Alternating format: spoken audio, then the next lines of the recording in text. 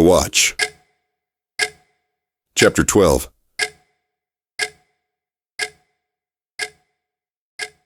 The male officer stepped forward, pulling the watch box from the jumble of marijuana, and opened it.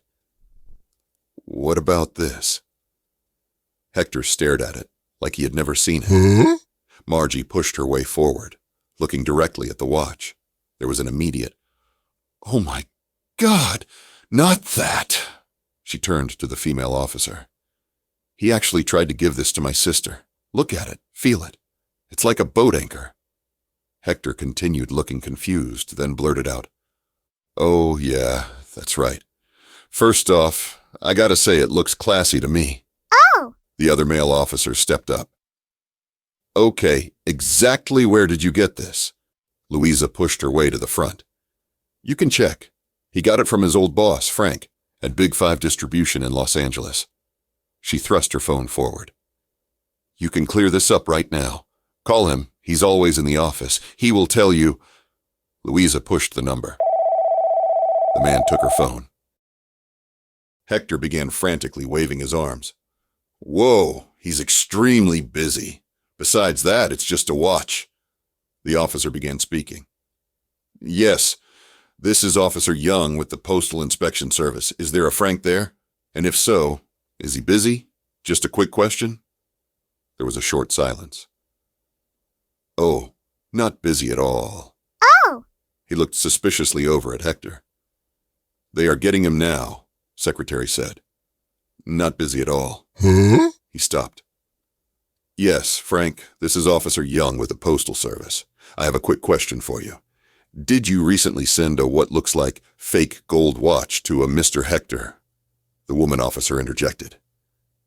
"And it's gaudy as hell." The officer stopped. "Yes, I would say gaudy. Hector, he's standing right here, and yes, I will be sure to tell him hello. And you're sure no watch was sent?" Then another silence. "Well, Huh? thank you for your time." Louisa was glaring at Hector. "Hector, just what the hell is going on here?" Margie interrupted. "Louisa, it's probably some code. Maybe a way of saying the time for the transport is ready." Louisa was ready to cry. "Hector, what have you been up to? And this watch, is it really like Margie says, some kind of code?" The lady officer put her arm around Louisa. "Listen, we can see you had nothing to do with this. These people can be very deceptive. Usually the wife is the last to know."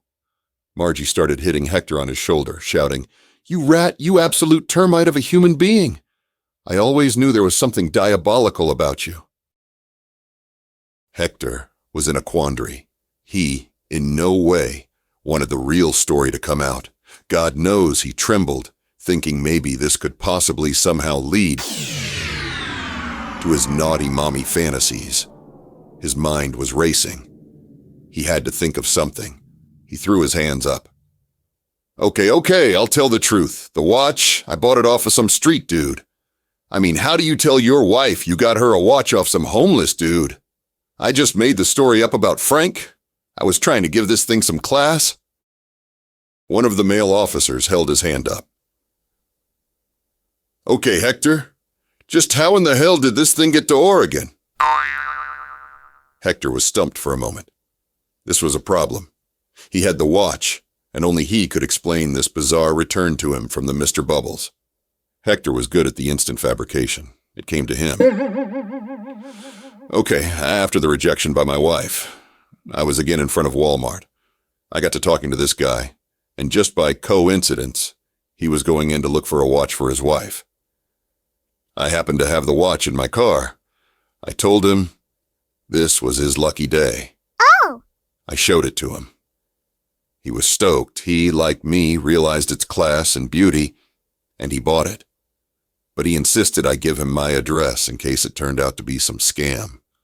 I showed him my driver's license, he wrote it down, and that was that." That's it! All of them were rolling their eyes. Yes, that's it.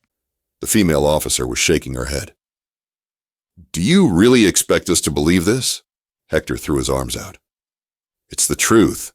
All I can surmise is, his wife, like mine, hated it. and he sent it back. Maybe he grows weed, I have no way of knowing. Margie was in front of him. Is that the best you can do? So not only a dope fiend, but also a total dimwit. Mr. Bubbles sent it back with some of his herbage. Oh my God, Louisa. I always warned you about him. I saw the spiders coming out of him right from the start. Yes, that's it. Louisa was trying to rein Margie in. Meanwhile, the female officer was looking at the frozen program Hector had been watching on hiding things from detection. She grabbed the remote and clicked the program on, turning up the volume.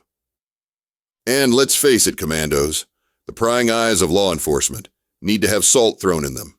So remember, in case your goods, whether money, remember paper currency has a chip in it, or your guns or gold or whatever.